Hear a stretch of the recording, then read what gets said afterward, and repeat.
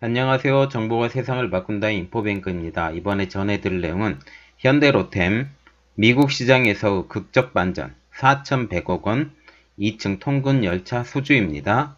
여러분의 구독과 좋아요는 저에게 많은 도움이 되오니 구독과 좋아요 많이 눌러주시기 바랍니다. 그러면 시작해 보겠습니다. 이번 주제는 현대로템 미국 시장에서 극적 반전 4,100억 원 2층 통근 열차 수주. 이 배경으로는 미국 시장 철수 소식까지 나온 현대로템입니다. 이 그림 하나 보여드릴게요. 이 그림은 뭐냐면 현대로템이 납품해서 미국 보스턴에서 운영 중인 MBTA 2층 객차라고 보시면 됩니다. 그래서 지금 현대로템이 4천억 원, 4,100억 원이죠. 4,100억 원 규모의 2층 통근 열차 수주를 했는데요. 관련 업계에 따르면 24일 날 현대로템은 23일 미국 매사추세츠 교통공사와 총 80대에 달하는 2층 통근 열차 납품을 체결을 했다고 합니다. 계약 규모는 3억 4,500만 달러, 한국 돈으로 약 4,100억 원 정도 되고요. 그러면 이번 통근 열차 수주의 의의를 자세히 한번 보겠는데, 첫 번째로 미국 시장에서의 명예 회복에 나서게 된 것, 두 번째로는 미중 무역 갈등으로 반중국 분위기에 힘입어 성공했다. 이게 더 큰 의미입니다. 자, 그러면 이번 수주는 미국 매사추세츠 교통국 MBTA에서 발주한 2층 객차 결함에서 얻은 오명을 벗고 미국 시장 점유율 확대의 디딤돌로 삼는다라는 전망입니다. 그러면 우리가 2층 객차 결함에서 얻은 오명이 무엇인지 자세히 알아봐야 되겠는데요. 첫 번째로는 그때 당시에 납기일보다 2년 반 늦게 전달했던 게 첫 번째 큰 오명이 됐고, 두 번째로는 신규 열차의 장고장으로 인한 열차, 기관차 등의 노조로부터 심한 항의를 들은 게 가장 큰 오명이 된 거죠. 2년 반 늦게 전달한 것은 어쩔 수 없이 불가항력적이라고 말을 했어도 일단 받은 기차는 고장이 안 나야 되는데 장고장이 좀 났죠. 물론 그때 당시에 현대로템의 시스템이 좋다라는 말은 들었지만 장고장도 물론 있었다라는 말까지 같이 들어서 이런 것들 때문에 수주에 많은 악영향이 끼치게 됐다라고 지금 보시면 됩니다. 그래서 2014년 1월 9일에 보스턴 글로브에서 이렇게 말을 했는데요. 한국 소재 기업인 현대로템의 신규 제조 차량이 기능과 소프트웨어 문제로 인해서 로드 아일랜드로 이송되어 수리를 받을 예정이다 라고까지 보스턴 글로브에서 이렇게 기사가 났습니다. 일면의 기사가 난 거예요. 그리고 보스턴 글로브 같은 경우는 보스턴 지역의 신문 중에 제일 명성이 높은 신문이죠. 이 신문에서 이렇게 때렸으니까 얼마나 심하게 맞은 것인지 생각하시면 됩니다. 자, 그러면 지금 현재 미국 시장 장기 휴업과 철수설까지 나돌았던 현대로템입니다. 그 이유를 보면 기존 확보한 생산기지에 대한 임대 계약이 종료가 됐고 생산 공장도 폐쇄하고 여기에 임차 공장으로 쓰던 부지마저 주인이 바뀌어서 새로운 생산기지를 마련하는데 상당한 시간이 필요할 것으로 지금 분석을 하고 있어서 그때 당시에 단지 며칠 전에 뉴스예요. 며칠 전에 뉴스에서 현대로템은 미국에서 철수하나라는 그런 기사가 떴는데 제가 올려드리려다가 안 올려드리고 이번 기사하고 같이 올려드려서 상당히 기분 좋은 기사와 같이 올려드립니다. 자, 그러면 이번에 계약 체결한 납품 플랜을 한번 보면요. 첫 번째 신규 차량은 2022년 9월에 인도를 한다고 예정을 하고 있고 최종 납품 차량은 2024년 6월달까지 인도한다고 지금 예상이 나와 있습니다. 그래서 1년 9개월 동안 이 차량이 납품이 되고 지금부터 준비하면 적어도 4년 동안은 그 물량을 댈 수 있다라는 거죠. 이게 4,100억 원이에요. 굉장히 큰 돈이에요. 그렇게 생각하시면 되고요. 자, 그러면 MBTA에서 계획을 발표했는데 현대로템의 2층 통근 열차를 공급받아서 승객 수요 공급석을 1만 4천석으로 확대할 계획이다. 2층 열차가 생산 납품되면 기존 차량과 호환성을 보장하고 후속 설계에 미치는 영향을 최소화한다라는 방침을 가지고 있다라고 발표를 했습니다. 여기서 스티븐 포프탁 MBTA 부장이 이렇게 말씀하셨는데요. 고객을 위해 추가 열측 공급이 필요하다는 것을 알았다. 현대 로템을 통한 신규 열차 조달 방법은 늘어난 수요를 충족시키고 라이더에게 향상된 서비스를 제공할 수 있는 가장 빠르고 효율적인 방법이라고 생각한다 라고 말을 하고 있습니다. 여기 라이더라는 게 뭐냐면 운전수라고 생각하시면 됩니다. 그래서 이번에 가장 큰 영향이 끼쳤던 게 미중 무역 분쟁이에요. 미중 무역 분쟁이 어떤 여파를 끼쳤는지 한번 보겠습니다. 이번 수주는 미중 무역 갈등이 수혜를 입었다라는 분석이 아주 강한데요. 그 이후로는 중국의 수주를 견제하는 세력이 커지는 분위기를 타서 극적 반전을 꾀한 겁니다. 그 대표적인 것이 미국 의회에 법안이 통과가 됐어요. 어떤 법안이냐면 지난 7월에 얼마 안 됐죠? 2개월밖에 안 됐습니다. 연방정부 예산을 중국 버스나 열차를 구매하는 데 사용하지 못하도록 하는 법안이 통과가 되었다고 합니다.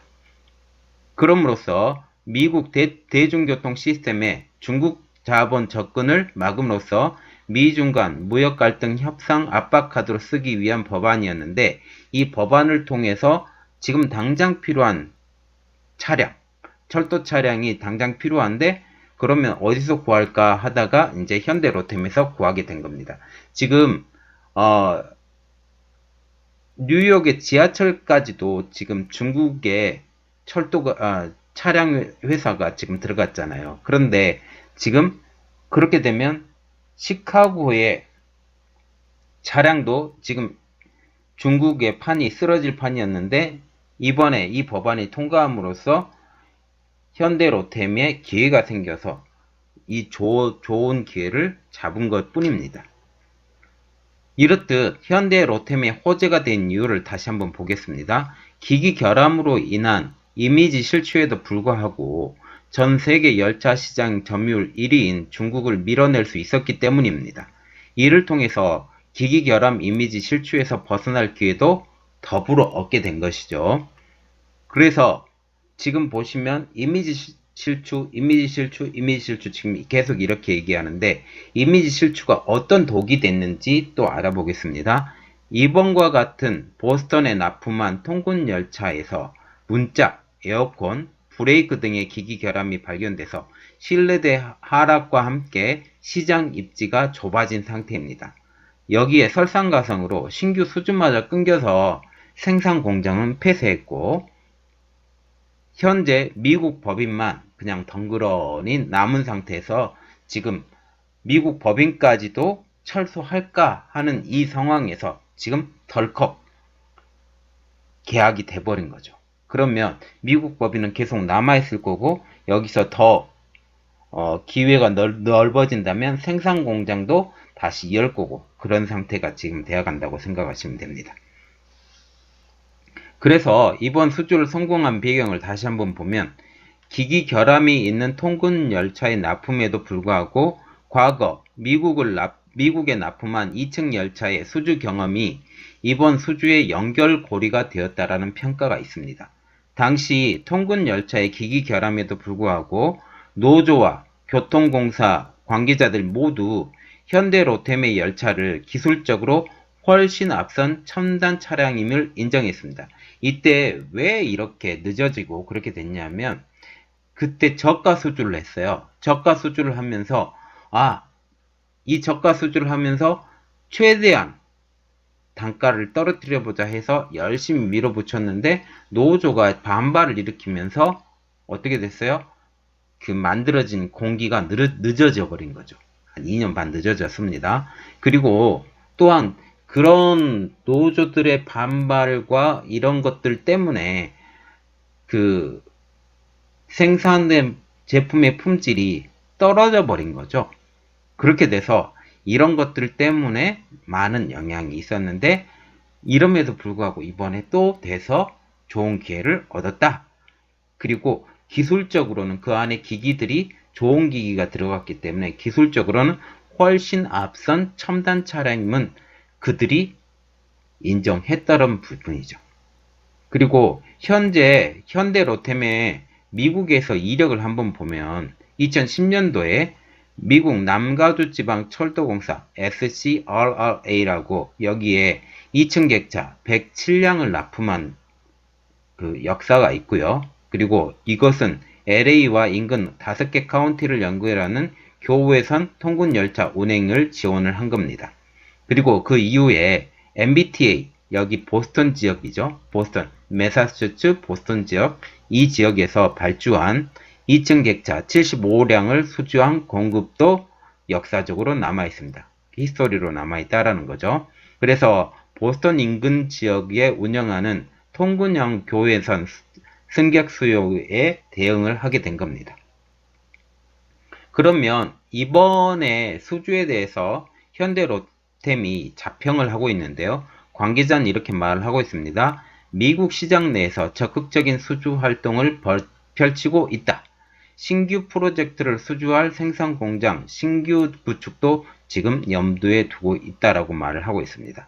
지금 보시면 중국의 견제 때문에 한국에 지금 기회가 왔어요. 특히 현대로템 이런 기회들도 오고 또 지금 보시면 중동에 그 드론의 공격을 받았잖아요. 사우디가. 이 드론의 공격을 받았을 때 이제 방어망을 구축하는데 또 한국의 기기들이 한국의 방어막 그 탱크들이 이제 또 필요하게 이렇게 되는 지금 한국의 기회들은 점점 더 열리고 있고 미국과의 관계는 뭐 지금 오늘 트럼프 대통령하고 문재인 대통령하고 또 얘기를 했는데 그 방산 장비를 더 많이 사주겠다. 아니면 지금 셰일가스를 더 많이 사주겠다.